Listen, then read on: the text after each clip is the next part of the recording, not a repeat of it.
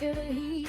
Truth on fire, can't stay in the seat. Voices up, let the stories unfold. This is where the real gets bold. Ask Carrol, say it loud. Real conversations, feel the crowd. Real impact, here and now. We bring the truth and show you how. Ask Carrol, ask Carrol.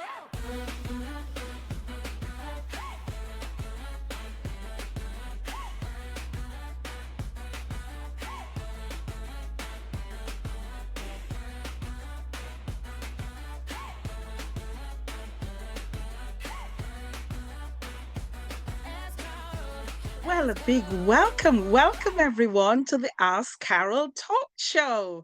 It is so amazing to see you all. And yes, I am back and in full force today. I want to say a big welcome to each and every one of you that's joining in tonight. Tonight is going to be absolutely amazing because as you guys all know, what has transpired in Jamaica, in not just Jamaica, but a few other countries that have been affected. So today, as we come together in unity for a cause, tonight is going to be amazing. We've got a few housekeeping that we'd like to make sure that everyone is aware of. If you could just keep your microphones muted for us because we are recording and we don't need the noise in the background. We'd be so grateful if you could do that. And we also have the chat. If you've got any questions or any comments, any information that you would like to just share with us, please do use the chat as well. So I just want to say a big welcome to you all as we're going to welcome the host of the mostest, Carrol Samuels. Thank you all so much, each and every one. Just give me a thumbs up or a heart just to make sure that you're all there and you're ready for tonight. So thank you guys so much. Let me just quickly. Okay, so we're just asking everyone as you come on, please, if you could just mute your microphones, that would be so helpful for us. Thank you so much, Sandy. I can see the thumbs up. Thank you, Sakim. You are gorgeous. Thank you so much, Michael. We welcome you. Alison, it's lovely to see you. Oh, my gorgeous Shirley Bell. It's so nice to see you. Welcome to you all. So get yourself ready, get a drink, get whatever you need and come in and join us in this amazing discussion tonight as we're about to welcome the host, Carrol Samuels. Thank you all so much.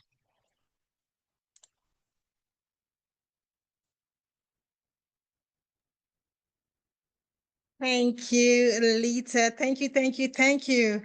Wow, we are back. We are back for a special episode. Good evening, everyone. Elita says good night, but she is 5 hours ahead of the United States. She's in the UK. So if you heard her say good night, forgive her. We here on the East Coast, it's 2 p.m. And if you're somewhere else, you're probably in a different time zone. So thank you everyone for joining us. Oh, I am so honored. Thank you. You could have been doing something else on this Saturday, but thank you for joining this special episode of the Ask Carrol Talk Show. We have an amazing episode lined up for us this afternoon. 1 hour packed with information. Get ready, get your pen and paper ready. We have a packed hour with information. So let's get started. So today is November 8th, 2025. We're almost at the end of the year. So thank you again. So today, our special guest speaker, or speakers rather, we're in for a treat today. Our main speaker today is the Honorable Peter Gracie. We have Hurricane Melissa survivor Sakib Leslie, and we have the AskCarrol resident psychologist, Dr. Janelle All. So without further, let's get, before we go on, let's just have a moment of silence. Let's just have a moment of silence for all the lives that have been lost in Hurricane Melissa. in Jamaica, the Bahamas, Cuba, Haiti, and also the lives that have been lost during the recent air crash, the UPS airline that was crashed. I believe there was 14 people lost their lives. And it's just devastating. So at this time, let's just do this. Let's just have a moment of silence for all the victims that lives have been lost.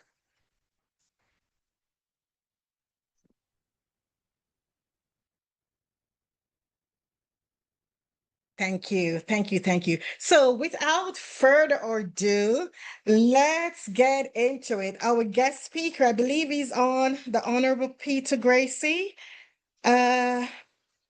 Peter Gracie, he is on. So Mr. Gracie, welcome to the AskCarrol Talk Show.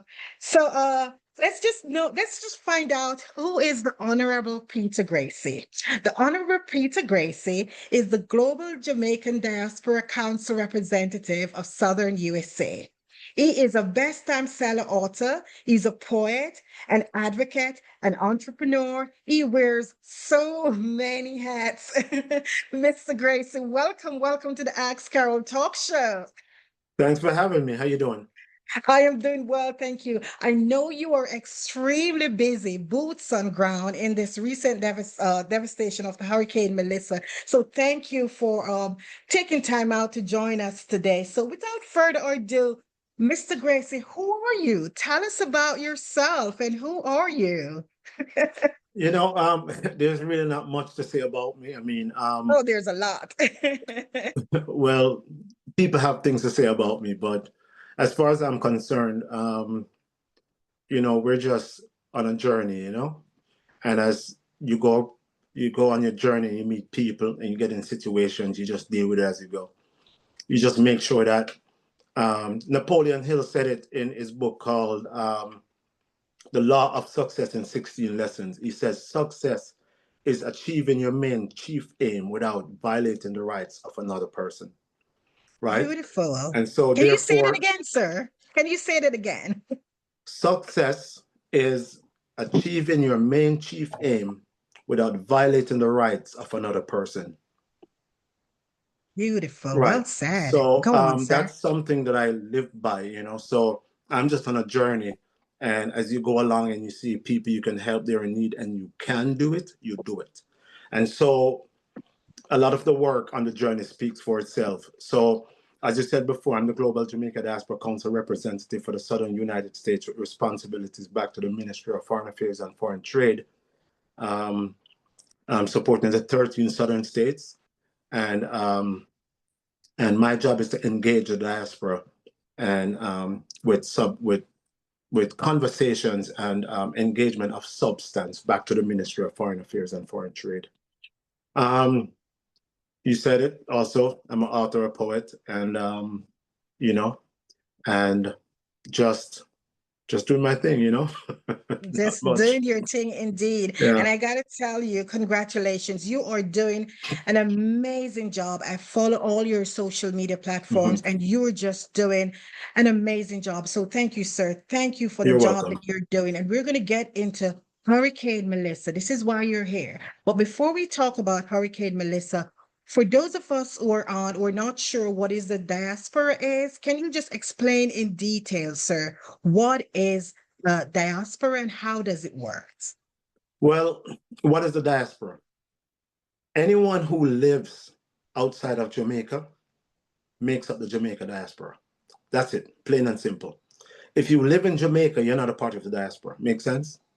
Right? So in the United States, the Jamaican diaspora is all Jamaicans who live in the United States, live and work away from Jamaica. They have residence somewhere else. So within the United States, I'm responsible for the voice of all Jamaicans back to the Ministry of Foreign Affairs and Foreign Trade in the southern 13 states. There's 3 of us representatives, one in the south, one in the northeast, one in the west Midwest. And then we have in the UK, we have in Europe, we have in Australia, we have in Africa, we have everywhere, every continent, there's a Jamaican diaspora representative. However, in the United States, in Canada, and also in the UK, we run for elections. Okay. The other areas, they're appointed. because of how scattered the Jamaicans are. You know, you're not going to get 500 Jamaicans to vote in like some places like Australia. You know, so you have to appoint someone there to represent. So the diaspora is anyone living and working outside of Jamaica. You make up the Jamaican diaspora. Not only that, it's important to know that anyone in the Caribbean who lives outside of the Caribbean makes up the Caribbean diaspora. So it can go further and further and further, you know. And so we're all diasporans of somewhere else, as long as we're not living in that particular place. Thank you for that knowledge and that Sure. education. I was not totally familiar with the diaspora and how it works, but thank you so much. So, Yeah. Mr. Gracie, Hurricane Melissa, my Yes. heart goes out to everyone who has been affected by the hurricane, whether it's mentally, physically, and you don't have to be in the hurricane zone for this not to pull on your heart. It was so devastating. So, in your experience, especially with this hurricane, what is the biggest challenge your organization faced when responding to a disaster like Hurricane Melissa, which was a Cat 5? The funny thing about that question is no one has, while we have experience in disasters, no one really have this experience of such in Jamaica. Mm-hmm. You know, so we do have experience with Hurricane Gilbert, we have experience with hurricane back in the days, whatever, but not such a hurricane. So the experience is there how to handle disasters, but the experience is not there how to handle such a disaster. And therefore, the challenge that well, I'm not going to say we, the challenge that Jamaica faces is that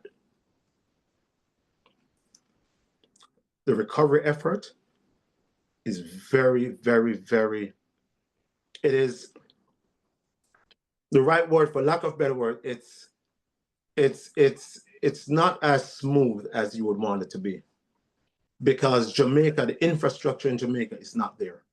Okay. You know, we don't have the necessary gullies, the right type of gullies. We don't have the necessary drainage systems. We don't have certain things. So you find when water comes down from a hill and goes to the road, it totally takes away the road. You know, we have a lot of hills, a lot of mountains. People live in areas, and so a lot of people are marooned into some of these areas, and they can't get out. So to get to those people is a challenge. You know. Yes. You have to use helicopters. You have to use this, that. And we are a developing country. I say developing because it's not practical anymore to use the word third world. They don't use it anymore. You're now you're a developing country. That's what it is, right? And so we are developing. But such a hurricane is a total setback. But it comes with some form of, sometimes you have to take the good out of the bad, you know? And you have to be very optimistic. I hope at this time that we will see the need to build back stronger and build back better. For instance, coding to build a house. Make sure the coding is there, not just a piece of zinc nailing on one piece of 2x4 and you call it a house. You know, and the government needs to step in and make sure that these people have the necessary infrastructure and the means to make sure they build back stronger and better.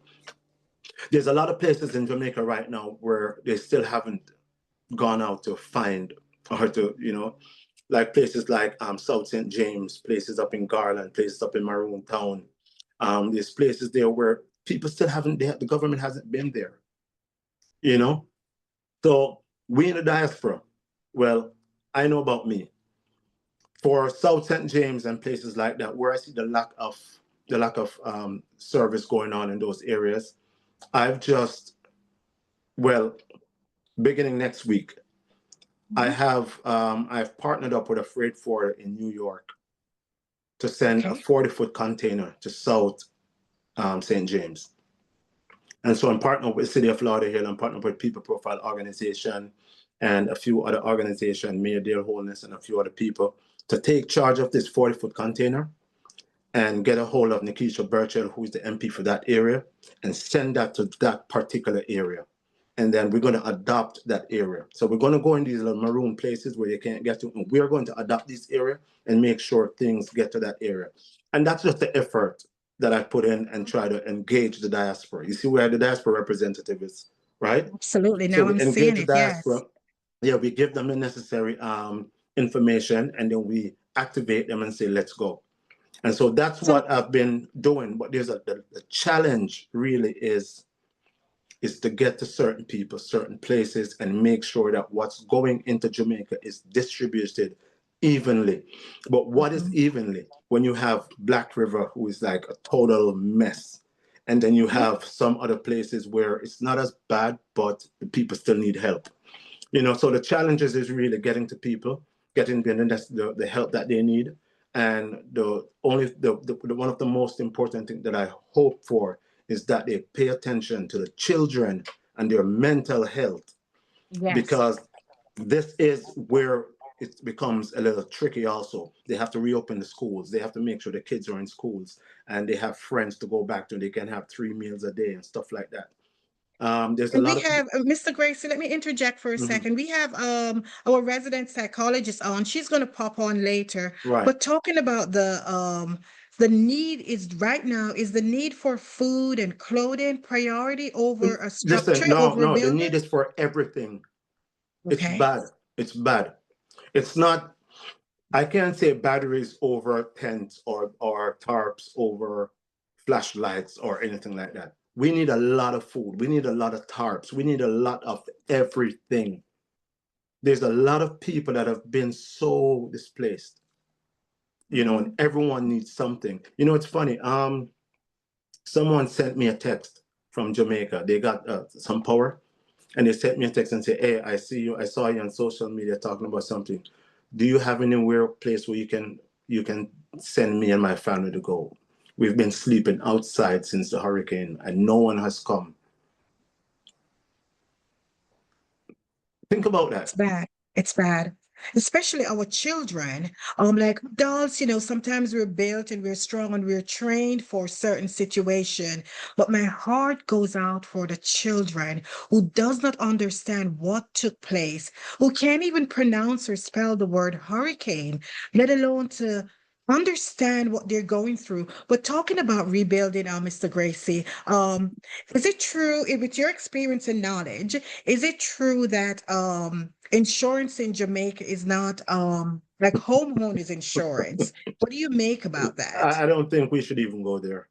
That's Okay. that's not even that's not even again, Relevant right now. when you talk about um, being in a developing countries, certain thing is just not in place and properly. I should say properly, not in place properly.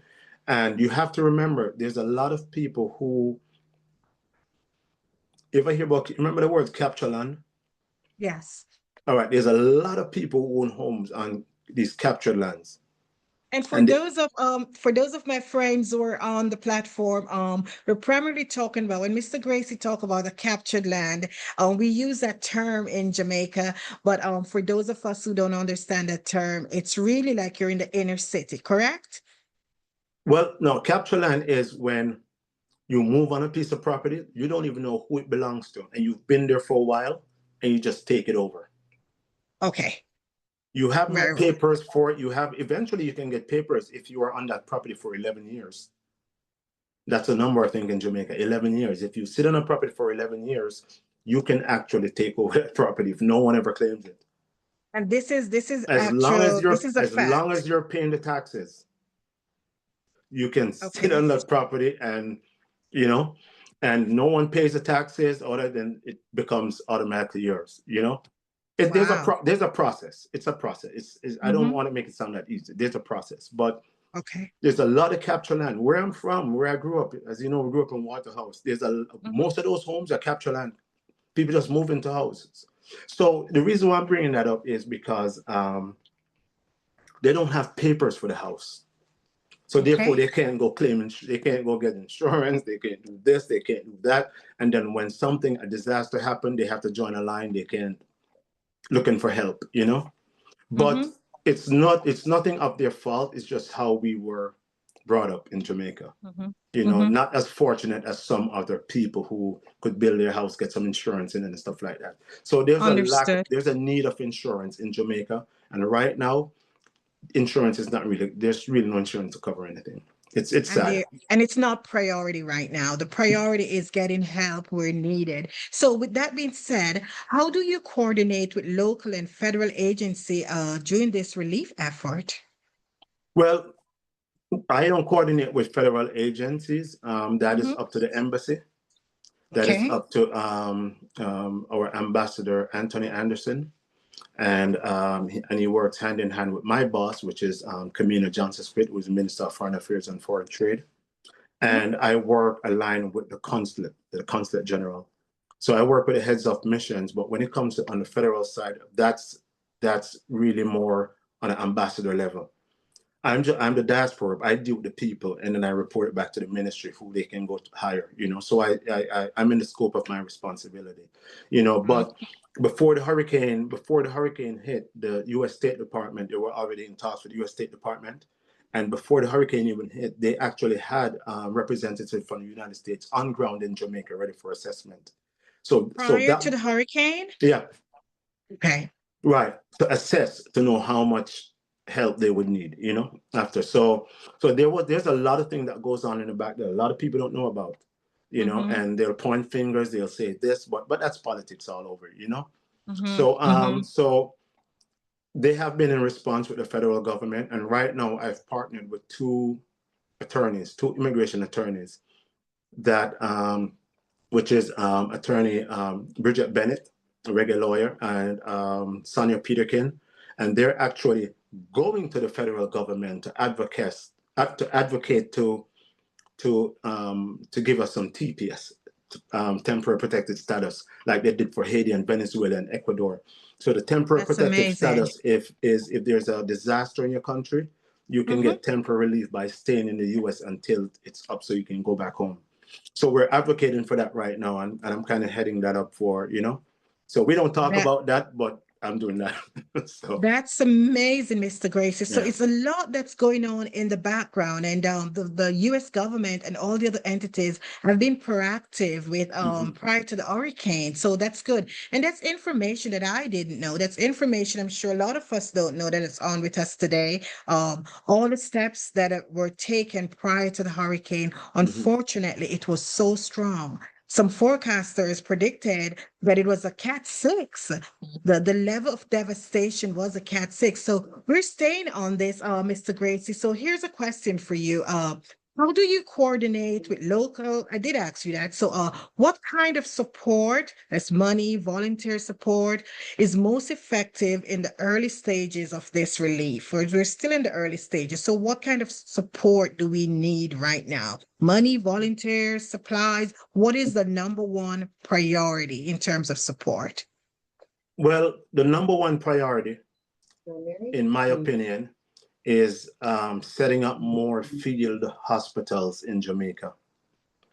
That's just my opinion, you know, where someone can go get their health checkup, stuff like that, because there's a lot of standing water around, and there's a lot of, you know, we're going to find a lot of mosquitoes, a lot of things like that coming up. So we need to set up more field hospitals for health purposes, because I think that's firstly important.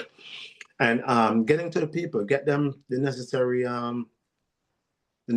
thing, the food and accommodation, where they don't have to go in the between the four walls without a roof, and they're looking up at the moon Mm-hmm. at nights. You know, we need tarpaulins, we need things like that. And another thing that's super important is water. Water Carol, is can you super mute your phone, please? Thank you. Go ahead, sir. water is super important. You know, there's places in right now in out in Westmoreland or and in Hanover and in St. James and St. Elizabeth that I personally know that water haven't reached these people as yet, and they have no And it's water. been 1 week. 1 week. And I personally don't think I can survive 2 hours without running water and electric, let alone it's now 1 week since the hurricane hit. And let's stay on that for a second. So can you share a story of relief effort that really stuck with you? I know you've heard a lot of stories, or your phone just won't stop ringing, or people are contacting you. Tell us a story that stood out for you that really got to you. Well, there's this one gentleman who, while the hurricane was going on, he was in the hospital and he was on a respirator. And they watched the roof blow off over over the head of this room that the person was in. He was not the only one in that little ward area. There was a lot of, but this guy was on a respirator. The roof blew off, the power went out, and he died right in the bed. He died? Mm-hmm. Oh, so sorry. You know, So and when sorry. you see it, and when you hear about these things where the nurses are trying to hold them together and they're holding nurses, let me tell you something. You see, nurses, they're some of the most important people you can, because when you have a nurse seeing someone is dying and holding them down to give them comfort and they die in your hand, it's how do you live with that, you know? You know, so when you hear those stories, Yeah. there's also stories up in Maroon Town right now in South St. James. This is why I'm activating a group of people to adopt that town, or that area, I should say, that constituents. Because there's a lot of people out there right now that are burying people that you don't hear about. Ah,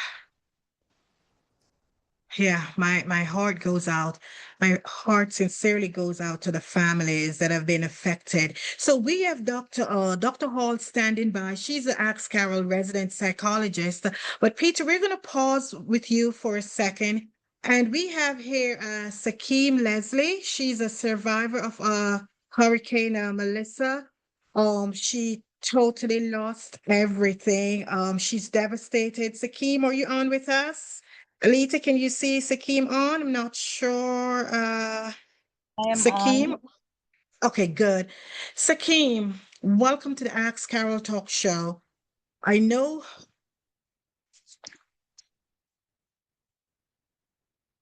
Welcome to the Ask Carrol Talk Show. Thank you for joining us. I know this is a difficult time for you. Yes, thank you for having me. Can you, if you cannot, it's okay. Dr. Hall, can you stand by? If you can, Alita, can you share what you went through Okay. during the hurricane? Um, First, I'm just happy to be alive. I'm grateful, that God was in the midst of the storm. Um, from it started in the early morning around 8:45 a.m. It has just been a battle for survival. It was just trying to stay alive, trying to keep those that you love safe. My daughter was with me. I was over my house when, everything just started shattering. The windows were the first to cave in, and I decided it wasn't safe anymore. So I had to, think on my feet in that moment. I had one suitcase and I just grabbed it along with my daughter and I ran over by my mom's house. And even while we were in our mother's house, we thought we were safe, but then, everything was just happening so fast. The hurricane was just taking off roofs. We were just there looking through the window, watching our uncle's houses and stuff just lifting up. Everything was just going down. The trees were breaking apart. There were some big ackee trees in the yard, and we were just praying and saying, "Do God, don't let it fall on the house." So in the moment of the storm, it was like we were seeing everything, but we were just praying that, the worst don't reach us. And around 11, 12 o'clock, it started to get worse. Many would say that I was passing over us by that time. And my mother's house started to, fall apart too. The zinc was the first to go off. So, the Solitex begin to let in water. So the entire room was being flooded, and we were just scared. We were just nervous. Anxiety was taking us, and we decided we have to get out of the room. But while we were there, we were just trying to see how we can protect ourselves in the room. So by putting chest of jaw to the window, where the window was just shaking and rattling, and then we had to place the bed in the center where the ceiling collapsed just to soak up some of the water. So it's like we were thinking, okay, if something comes in and lick us out, at least we have this to shelter us. Or if flood is gonna take us out, at least we have this can take out some of the water. So it was a lot going on. We went into the bathroom, and then for hours we were there just praying, and we prayed so much. My daughter was praying.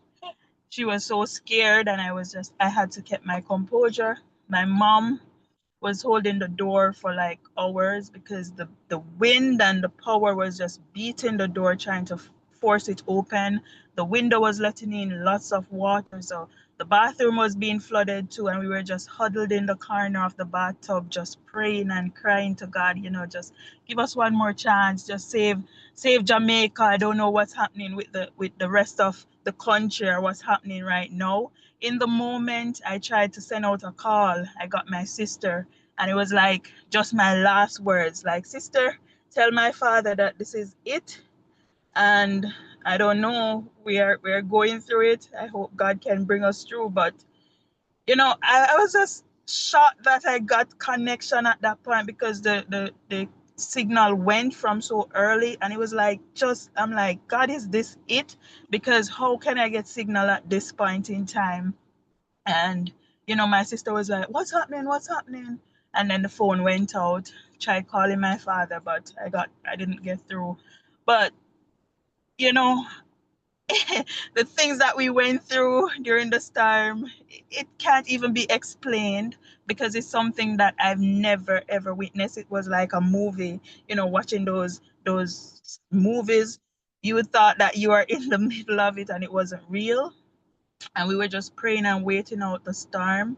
They told us it was going to last 8 hours. So I was just checking my phone, because I grabbed my phone, and I just was watching the time when it was 1 o'clock, 2 o'clock, and everything was just making noise outside. It was like a man talking. I don't know. Trees were falling. I heard building dropping. I'm like, Lord, is this my mother's building? But it was my building next door just caving in. And I could see through the window my neighbor's roof. Everything was gone, right? So in that moment, I was thinking about them, and I'm saying to mommy, I have to call out to my other neighbor, and I was calling them, and I said, try and save. Like, I was just doing sign language, like, go over that house, go over that house. In the midst of the storm, we were just thinking about others around us. And then Hakeem, you are brave. You are extremely brave. I'm sorry that you went through this, but in the interest of time, let me ask you, what was the moment like? What was the situation like days leading up to the hurricane?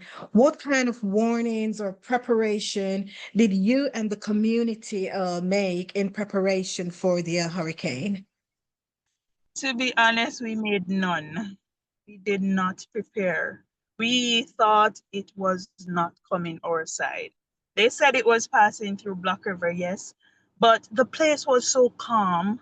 There was no rain. The trees were just still. So we didn't even button. Nobody was doing nothing in the community, nowhere. Right? Persons were just thinking it was just gonna be little rain and thunderstorm and just pass over us. But man, when the wind started to blow, there was nothing we could do in that moment, but just pray that God gave us one more chance. We appreciate you, Sakim. Thank you for your courage, your tenacity during this devastating time. You are a strong young woman, and I can assure you and guarantee you that help is on the way for you. Help is on the way for the entire Jamaica and those that were affected. We're going to bring on, because this is affecting me mentally. We're going to get to Elite in the chat in a minute, but we're going to ask our resident psychologist, Dr. Hall. If she's on with us, I believe she's on. Dr. Hall, are you on with us? Hi, good evening. Yes, I'm here. Hi. Welcome, Dr. Hall. Welcome to the Ask Carrol Talk Show. Dr. Hall is no stranger to the Ask Carrol show. Dr. Hall, what can you make sense of this? Because I can't wrap my mind around this. Mentally, how do you think people are coping during this devastating time?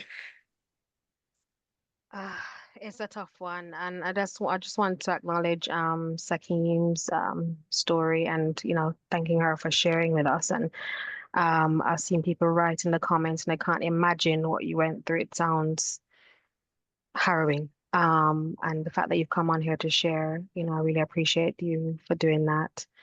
Um, just really sorry to hear what you went through, what your family went through, your daughter. Um, as we've all been talking about, or we've heard from the previous speaker, um, this is something that is unprecedented. Or Ireland has never experienced a hurricane of that magnitude. Um, and so a lot of people are affected. You know, not only those who were directly physically present in the hurricane, but those who are watching, kind of that vicariously watching and seeing the devastation and feeling, all sorts of emotions, not being able to be there to help, to be on hand. Um, and yeah, just heartbreaking. So a lot of people are struggling, um, but I can't even begin to imagine what people who were directly impacted are going through. But that doesn't take away from those who are watching from afar that are also, as you said, deeply impacted by what they've witnessed or what they're seeing, what they're hearing. Mhm. So, Dr. Hall, what are some of the ways we can help it's no right or wrong answer, but what are some of the ways we can help in maintaining our mental health? Because if mentally we're not okay, we cannot be physically okay. What are some of the tools for those that are affected? Can you share with us, and those that are not directly affected but mentally? What are some of the tools that we can use to just bring some relief to our mental status? I think for those who are directly impacted, for those who are there, without homes, without the essentials, um, when we think about hierarchy of needs, those are very basic things that we need, shelter, safety, security, food.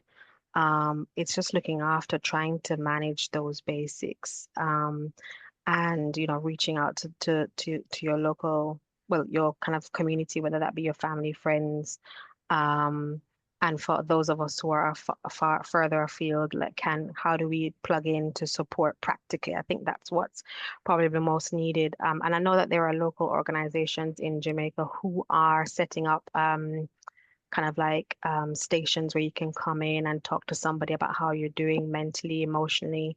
There are some organizations that are going into the areas and having, so not just kind of addressing the physical health needs, but there are people setting up stalls to sort of say, come and talk to us, if you're struggling, which I think is brilliant. I think that's great that Jamaica is doing that. And I guess for those who are further afield, and this probably is relevant to everyone, it's just acknowledging how we're feeling, whatever is coming up for us.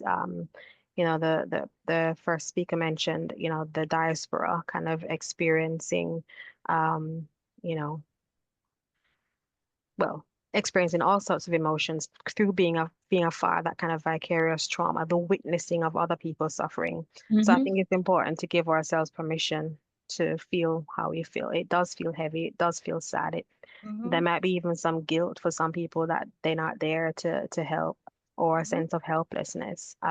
Ultimately, all those emotions are there to signal to us that we feel that way because we care. We wouldn't, if we didn't feel that way, it would mean we didn't care. So acknowledging our emotions, I'd say, is the first thing. Um, it's normal to cry and things like that. It doesn't mean. I'm sorry. I'm going to interject, Dr. All. Elita, can you just pop that in the chat, please? Please, acknowledging our emotions. Yes. And I know we talked about this in previous episodes on the Ask Carrol Talk Show. Acknowledging your emotion. Go ahead, Dr. Hall. Yes, I think that's the first thing. It's okay. However we're feeling, it's okay. The other thing is that, a lot of people are trying to stay up to date with the information that's being posted, whether it be on social media, posted on WhatsApp groups. I'd say it's important to stay informed, but be boundaried around that. It can be difficult to scroll through heartbreaking things and feel overwhelmed, but maybe sort of set designated time to check and also make sure you're using like reliable sources because there's some things that are going around that's misinformation, and that can be unhelpful. Um, Balancing checking in and having the information with looking after ourselves, because if we're trying to help our family members and friends back home, we have to be able to look after ourselves, to be able to look after others. Um, Praying, just looking after ourselves in that way, whatever that we normally do, trying to do that whilst checking in and making sure that we're using reliable sources to inform us of what's going on. Okay. Um, and then the other thing is sometimes, as I mentioned before, we might be feeling guilty, but how about, using that guilt to do something? How can you help? What can you plug into? How can you, reframe that guilt into action and start to do something that can help? Finding local organizations, even if you haven't got money yourself to give, can you donate of your time, to go and help packing items and things like that? We can't fix everything. This is going to be a long journey.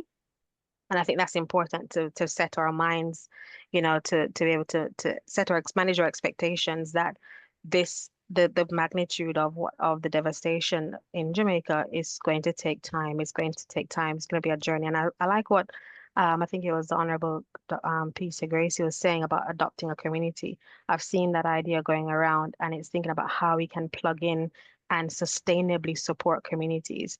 And that might be a way of kind of managing our feelings or our guilt, kind of not being there, but actually doing something that's helpful and that's Mhm. sustainable.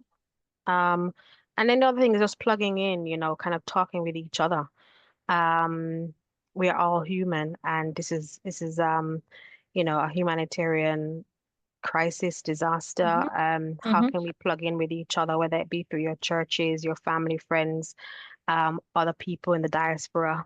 Trying not to isolate yourself, but kind of being plugged in with the community, just checking in. How are you? How are you doing with everything? Mhm. Even if you're not locally there, and you know that someone is quite involved in supporting and donating and doing things from abroad, can we check in on those people as well to say, how are you doing? Can I help? Can I be of any assistance? That kind of thing. Um, Thank you. so yeah, I think those are the things. And also remembering the children as well. I think a Yes, couple of people talking touched about on the that before. children. Yeah, how do you make of the children? With your experience, I know you primarily work with adults, but what do you think our children are going through? The little ones that cannot understand what's happening or they can't make sense of it. What encouragement would you give to the parents and the guardians who are with those children? I honestly can't imagine what the children are going through. I see that Sakim's got her hand up. I can't imagine what the kids are going through. I imagine that they'll be confused, sad. A lot of them, they've lost their homes. They're not in school. They've lost their sense of normalcy. They lost their place of safety, Mm-hmm. security. So all Mm-hmm. of that are things that they're managing and dealing with. But I'd say it's important to be honest with them about what's happening, but also stay hopeful. I think Hopeful. we need to hold hope for the children. Even if we as adults might feel hopeless in the situation, we have to hold that hope for the children and have those conversations that this is the reality of what's happening, but kind of letting them know where help is coming, or how we might support them to. Sorry, I've got some noise there. Sorry, go ahead. Yeah, just being, having conversations with them so that they know, because I think it's important that we don't kind of not lie or hide things. Sometimes we try and shield, but sometimes it's helpful to be honest. But as I said, holding that hope, letting them know um, that, where help is on the way, or where people are Is working on to the way. restore things, um, that kind of thing, just helping them to manage their own feelings. And also Hmm. checking in with them. How are you feeling? How are you doing? Hmm. And validating how they're feeling as well. So not only just acknowledging our own feelings, but theirs as well, giving Thank you, them a Dr. space Hall. to check in. Yeah, I think that's important. Thank you. Thank you so much. We're going to pull on you later on towards the end of the Ask Carrol Talk Show. For those of us who are just joining in, it's a special episode of the Ask Carrol Talk Show. We're talking with the Honorable Peter Gracie, and we're talking with our resident psychologist, Dr. Hall. We're going to move over to Alita. I see the chat going up. Alita, what are we hearing? What are we seeing, Alita, in the chat? Thank you so much, Carol. There is so much comments that's here because our hearts, we're getting firsthand knowledge and understanding from Sakim about what's happening. One of the things that we would like, our hearts goes out to her as just a representative telling of her experience. And we just wanted to know just a little bit of clarity, Sakim. How old is your daughter? And what area are you from? What parish are you from? Because some of us we're international on this platform, so have no idea. What area are you from in terms of the parish? I'm from Whitehall, Saint Elizabeth. That's middle. You know where middle quarters is, where they sell shrimp. So it's just a distance up the road. Not Okay. far, like about 15 minutes from Black River. My daughter, she's here. She's 6 years old. She's been begging me to share a little bit of her own story. Um, Thank you so Yes, much we for can that. accommodate that. Hello, We can accommodate that, Sakim. Auntie Carol, I'm speaking. I want to tell you my story. Tell me your story, baby. So when I just wake up and the sky was black, and when everything was going good outside, and now and when we go, when I hear something like go like this, boom, and then I go right inside comes room to see what's inside, and then we just go over my grandma's yard, and then the door was like starting back. So mommy come in now, and then after it was like it like inside here was like flooding a little bit now. And now when it was going when the wind was just coming in, now it was like we go in the bathroom now. Now, after we was looking out the door and telling our other neighbors to go in that house where my friend was in, and I was say, and then my mommy's the door. They called my mommy's, so I just said if mommy was okay, and she said yes, and then after it was time, it was picking up real speed, like the speed of a car. Like I couldn't believe it. And then finally I found a inhaler, like it was floating on the sand. Say, Mommy, get that inhaler because or we can breathe in whatever is trying to make us be really, really, really, really, really hurt. So I just tell my mother to breathe in and just breathe out. and now it calmed down a little bit. And then we go out to Uncle Kemai because Uncle Kemai was nothing to do with his house, but in the next room it was like some of the stuff was gone. So Thank you, sweetheart. Neely, you are a brave little girl. You are beautiful. You're smart. You are brave.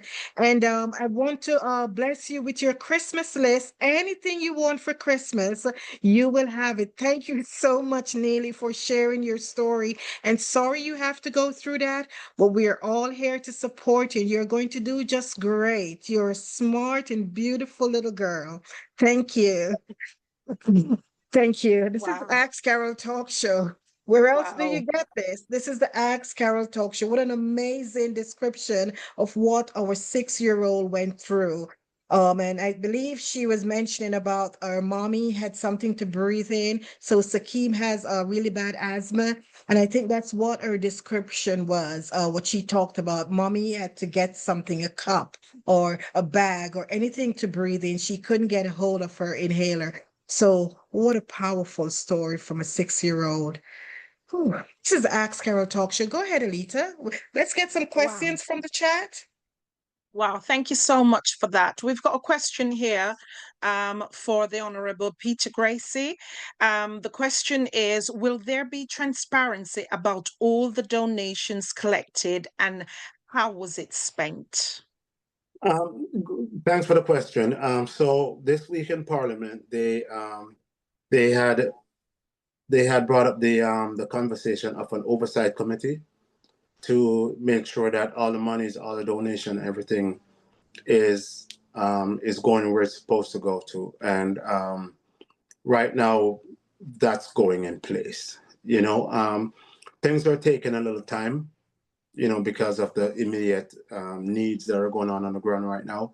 But that is something that the diaspora has also advocated for, to have an independent oversight committee that has nothing to do, that is totally bipartisan and has nothing to do with any parties in Jamaica. It's just a matter of who's going to do it, what it's going to look like. The Prime Minister has suggestions and the opposition leader has suggestions. So you know how that goes. But at least there's discussions about it right now.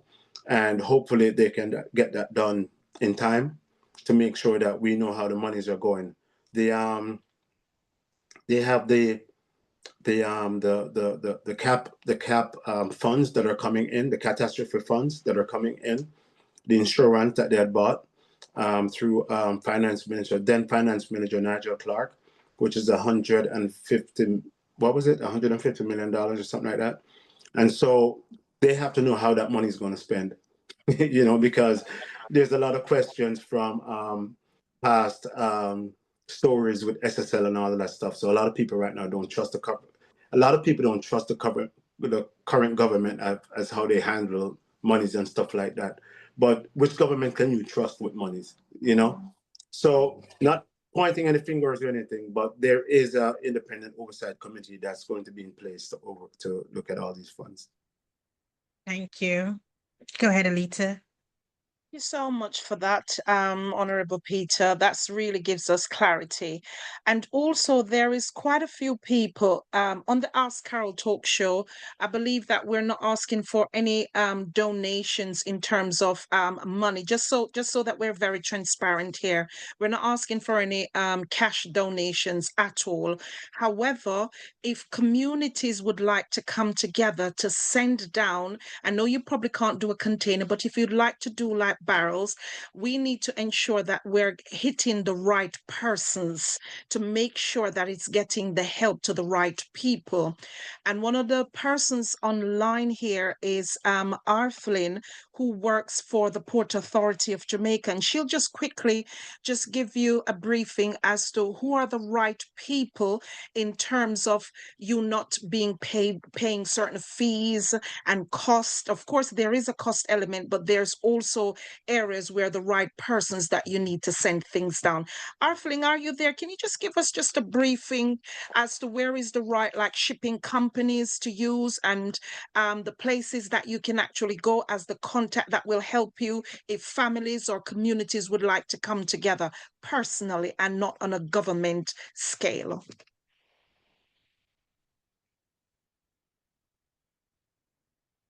Arlene, you're muted. I think you're still muted, Arthelin. I'm sorry about that. Good afternoon, That's all everyone. right. Good Welcome to the afternoon. AskCarrol Talk Show. Thank you so much. Um, some time ago, I think maybe last week, the Prime Minister spoke of unscrupulous persons using some website for donations for the hurricane victims.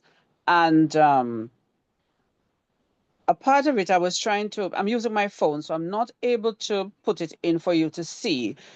But he spoke of the illegitimate one and the ones that the persons should use, which is the www.supportjamaica.gov.jm.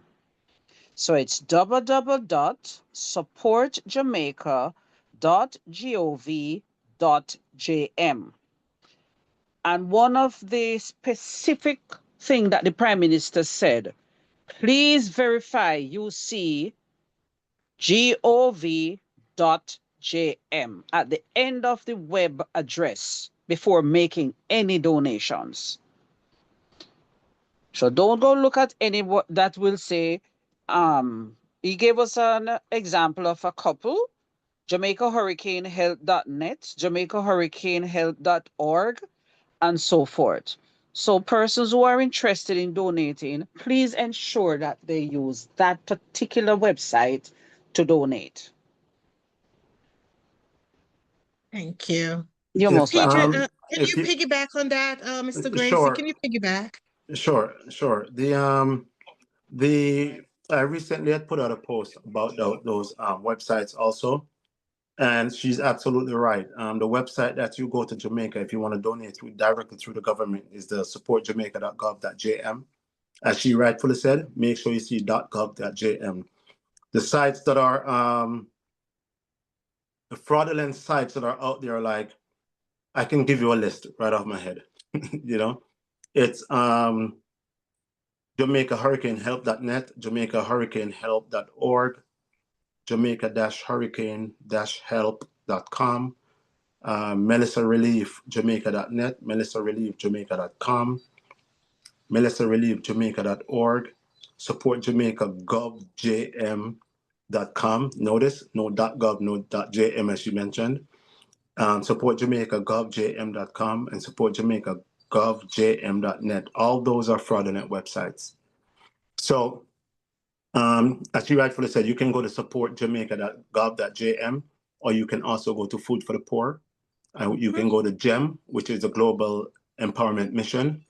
Those organizations are taking monetary donations to actually send to buy things to send to pack up with barrels and stuff like containers. Importantly, if you send stuff through Food for the Poor GEM, there's no specific area that you want it to go to. It's going to a general area. If you need stuff to go to specific places, it's something you have to do on your own or partner with someone who has the same interest or the same district, the same constituents, the same area. Like for instance, what I am doing, I'm about to get that container up to South St. James because I know it's specifically going to those people. And then I'm just going to go around and adopt communities and get freight forwarders to give me containers and they pay for the shipping. I'm not paying for anything. They're going to pay for it because we want to make sure that everyone has a part to play in this. Everyone has a stake in Jamaica and we're all stakeholders. And we want to make sure that people who need the items get the items, not just anyone, because at that point, someone from Food for the Poor can just take home a box of food if they want to take it home. We don't want it, and we're not saying that's happening. I don't know if that's happening, but we need to get to specific areas, to specific people, to specific families, and things like that. And the only way we can do it is if we work together and someone will say, I'm doing this and all that. So I'm going to be doing not barrels, but containers. And so if you want to be a part of it, this week on my social media platform, I'm going to announce exactly what we're doing to adopt these communities outside of the food for the poor and the GEM and the whole government thing. We want to cut the bureaucracy. We don't want any red tapes. We don't want any of that. We want to get to specific families in specific areas because God knows they need it. And we're hearing these horror stories that people are hungry and they haven't gotten anything as yet. So we are taking that baton and we're going to run with it and we're going to make sure it happens. And if you need something to go to South St. James, then we can send you where to donate to. I have a nonprofit. Put that in the chat, Mr. Gracie. If you're interested in donating to South St. James, please put that one in the chat. Yeah, I don't have the specifics for it. I'm working with the mayor of Lauderhill and I'm working with the mayor Dale Holness. I'm also working with the People Profile organization. The This Is Jamaica organization, as you know, is a nonprofit that had started 5 years ago, very successful. If you donate to This Is Jamaica, we are specifically supporting children and schools. We're not going outside of that. We want to make sure that kids have 3 meals per day when they're sitting inside of that classroom, to take away that responsibility from the parent when they get home. We want to make sure they're belly full. We want to make sure they can learn. And we want to make sure that, what the psychologist was speaking about before, as far as the trauma and stuff like that, we want to make sure that we in the diaspora, see, the thing is, pockets of people in the diaspora has different interests in different areas, and we have to bring them together. We can't just give everything to food for the poor. We can't just give everything to the government because God knows where it's going or what's going to happen. We have to find a way to get to specific areas. So the more I get to specific areas is the more I'm going to relate it out there on the social media platforms, and then you'll get that information. Thank you. Thank you, sir. You are such a man of integrity. Alita, in the interest of time, let's pull some comments and questions from the chat, and then we're going to wrap up soon. Yep. Question for the Honorable Peter again. You mentioned that in the shipping that you'll be sending through, they will pay the shipping cost and it's not a cost directed to yourself. Is this extended at all to persons who have been affected and they would like to come together as a community? Let's say a family of 4 or 2 would like to ship some barrels down. Is there shipping costs that they will also have to pay, or is it reduced? Is there any benefit that they would receive out of that? Because it's not on a larger scale, it's a family, it's a community. Well, the caveat is that this container is going to that specific community. We're not going to take barrels to put in there to say, okay, we're going to take out 2 and take to St. Mary, or take out a couple of barrels and send out. That's a lot of logistics right there. So what we're going to do, Peter. Let me clarify the question again. I may have confused you just a little bit. In terms of a family, let's say a family has been affected, like for example, Sakim, and they have been affected as a community. Let's say 3 people come together and they would like to specifically send something down to Sakim. Is there a way that they can do that without incurring all the shipping cost? They're going to pay the shipping. Okay. They're going to pay the shipping. What they're not going to pay if they get it there by the end of the year is the GCT tax and the import duty fees. That have been extended until the end of the year. At first it was for November 28th, and we made a big deal about it on social media, and they extended it until yeah. And so they extended it to the end of the year. And so we're making big deals out of things that are needed, And so they will pay for the shipping, but they won't pay for the GCT. But the thing is, you have to make sure what's in that barrel is listed, and they're actually listed as emergency items on a list that's either through ODPEM, or if you go on the supportjamaica.gov.jm, you will see the needs list, and you make sure what's in that barrel. It's what you're packing is on that list, because that's where you're going to make sure you're not getting charged GC, because you can't throw a TV in there. You can't throw some unnecessary items in there. They can scan these barrels and they'll see Mhm. what's in it, and they Sure. will charge you the GCT and the import fees. And you don't want to lie about what you're sending down here either, you know? It's It's not time. emergency. A Listen, TV is not an emergency. listen, we don't have time for the lies right now, and we don't have time for all that trying to scam right now and try to slide a little, hide a little thing here. We're Jamaicans, and sometimes we tend to do stuff like that. But what's important again is this. I was in a meeting with with American Airlines and JetBlue, and up to November 28th, going in and out of Jamaica, they have waived the check bag fees for up to two JetBlue for up to 2 pieces of luggage up to £50. So if you're going to Jamaica between now and November 28th, you don't have to pay for those 2 check bags up to £50 each.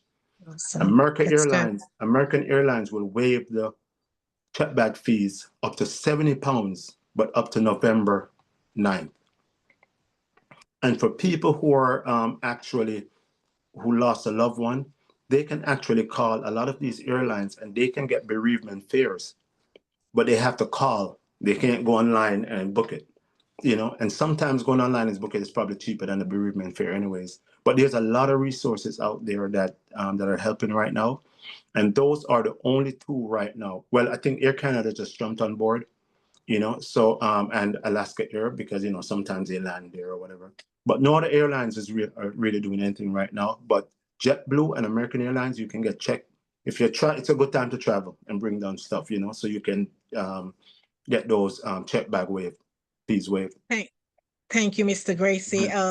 Let's do a quick time check. It's 3:05 on the Ask Carrol Talk Show. We're gonna wrap it up at 3:15. So Alita, pull some more comments and questions from the chat.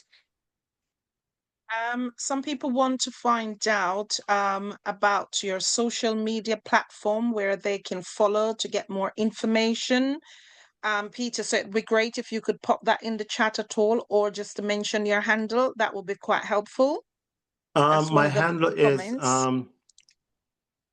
I don't even remember. Reach out. You can All reach right, out that's to It's okay. me. Peter Gracie. It's Peter Gracie Poet. Peter Gracie Poet. It's Peter Gracie or Peter Gracie Poet. I'll just pop that in the chat. Yes.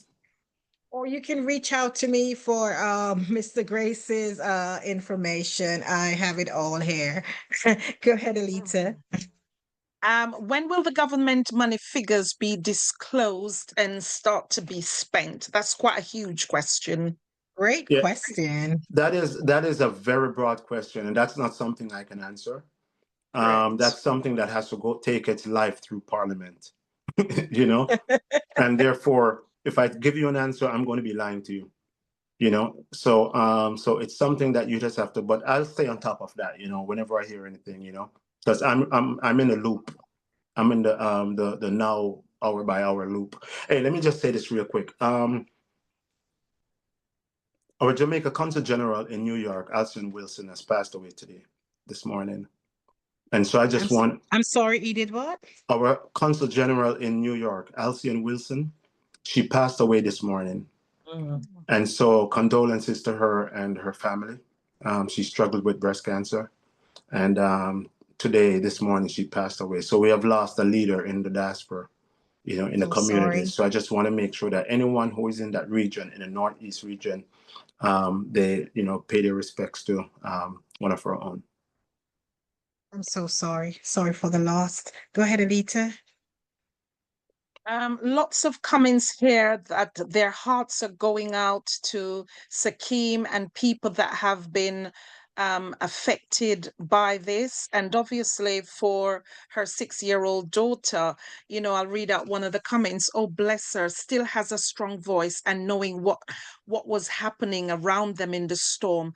Father God, continue to bless her in Jesus' precious name. So there's lots of comments because a lot of people not quite sure exactly. They've seen it on the news, but when you get this firsthand from someone that has experienced it and someone that has asthma and a 6-year-old trying to help mommy, it's quite a very, very challenging thing. And I thank God for Dr. Janelle, saying reach out to family, community, speak to someone.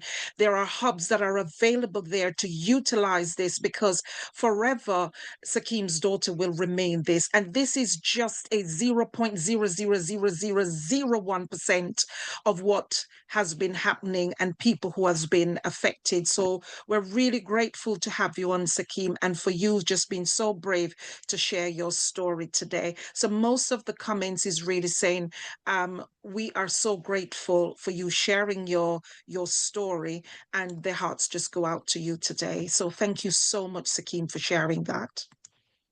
Thank you. Thank you so much, Elite. Unfortunately, we cannot get to every single comment or question here. But if you need to reach out to the Honorable Peter Gracie, you can follow his personal social media page, which is Peter Gracie, PeterGracey, and you will get all the information. Support his book. His book is on Amazon. He is a #1 bestseller. Support his venture. Get an Amazon, get a book. Join one of his portrait classes. He's a man of so many hats. Dr. Hall, if you're still on with us, can you give us your final thoughts on depression and handling your mental health? If you're still on, I think Dr. Hall is still with us. I'm still here. I think the only thing to say is that a lot of our reactions and responses are very much understandable given everything that's happening, and we have to give ourselves time and grace and space to heal, and it's going to take a while. I'm going to have a look to see what support spaces are available local on the ground in Jamaica, and I'll send that to you so that you can circulate it to your community. The AskCarrol. Awesome. All right. Thank you. Awesome. And Sakim, any final words you want to tell us in 1 minute? We're going to get help to you. We're going to get help to your family. We're going to get help to the Jamaicans and the communities that are really in need. If you need to reach out directly to Sakim, I'm not sure if you want to put your number on, or you can reach out to me directly and I will get to Sakim. But if you need to bless Sakim directly, you can reach out to me, and I guarantee you that will get to her. Or Sakim, do you want to put your information out? I'm not sure if you want to do that. Are you still with us, Sakim? Yes, I'm here. Okay. I just want to say thanks to everybody. Thank you, and Carol, for all that you have been doing. You've been a strong tower. And even though we're still grappling the darkness and everything that's around us, we just want to acknowledge those who are helping us and reaching out to us. And it takes time. If I don't call you, just call me, because there's a lot on my plate, and I'm just Understand. still trying to figure out if my daughter is gonna be back in school this week and stuff like that. So just thank you to everyone, and yes, they can, give whatever to you, because I know you'll get it to me. So thanks again, everyone, and I do appreciate you. You're most welcome. Stay strong. Stay strong. Before we wrap it up on the AskCarrol Talk Show, we're not on season 3 yet. Season 3 will be coming in early January. This is a long break. We completed seasons 1 and 2, two amazing seasons. Check us out on YouTube, on AskCarrol on YouTube, Facebook, AskCarrol, and on Instagram, Ask_Carrol TV. Go ahead, like, share, and subscribe to our pages. We're coming back strong for season 3. We have a lot of stuff going on in the background. We have our book coming out, Know Your Circle. We have the Ask Carrol Foundation coming out. We have our website in the works. So much is going on in the background. But join us for season 3 in January.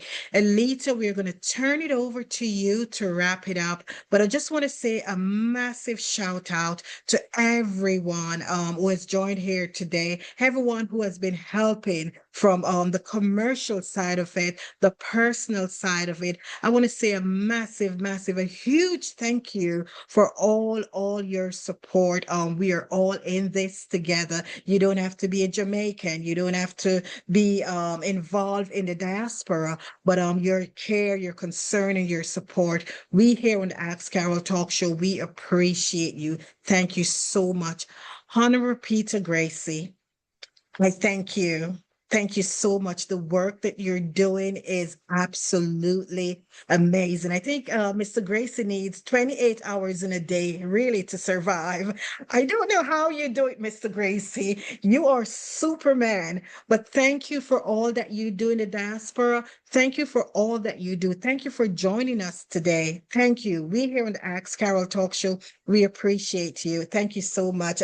Dr. Hall, we appreciate you, our resident psychologist, always here for us, always here for our mental health. We appreciate you. Take it away, Alita. Thank you, Carol.